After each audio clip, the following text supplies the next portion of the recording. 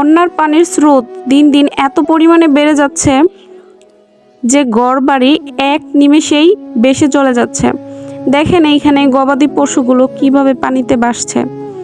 এইখানে মানুষের কোটি কোটি টাকার সম্পদ ভেসে যাচ্ছে পানিতে।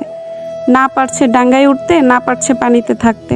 মানুষের কষ্টগুলো দেখলে খুব খারাপ লাগে। আর এইদিকে গবাদি পশুর কষ্ট তো হচ্ছেই। হে আল্লাহ, তুমি এদেরকে রহমত করো। দেখেন গরু ছাগলের পাশাপাশি এইদিকে ভেড়া মহিষ সবকিছু পানিতে ভেসে যাচ্ছে। শত শত মানুষের দোকানপাট ভেঙে পানিতে ভেসে যাচ্ছে। অনেকে এগুলো তোলার চেষ্টাও করছে, কিন্তু কি হবে এগুলো তুলে? কোনো তো লাভ নেই, কারণ নিজেরই থাকার ব্যবস্থা নেই। কি হবে দোকান দিয়ে? কি যে একটা অবস্থা দেখছেন। কুমিল্লা, ফেনী, লক্ষ্মীপুর, নোয়াখালীর পর এখন চাঁদপুরের খুব ভয়াবহ অবস্থা। যে কোনো সময় মেঘনা নদীর বাঁধ ভেঙে যেতে পারে, কারণ মেঘনা নদীর পানি এখন বিপদ সীমার উপরে উঠে গেছে।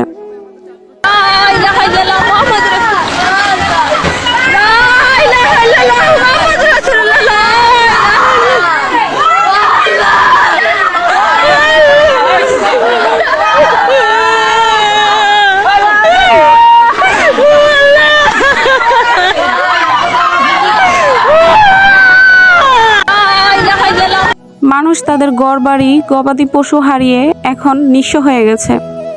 তারা অজোরে কান্না করছে, কোথায় যাবে, কি করবে, কি খাবে, কিভাবে দিন অতিবাহিত করবে।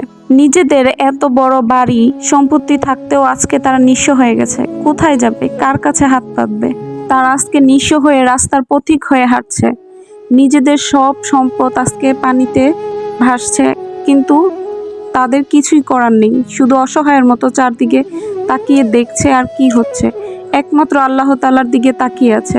আমরা সবাই যার যার জায়গা থেকে বন্যায় কবলিত মানুষগুলোর জন্য সহায়তা করব।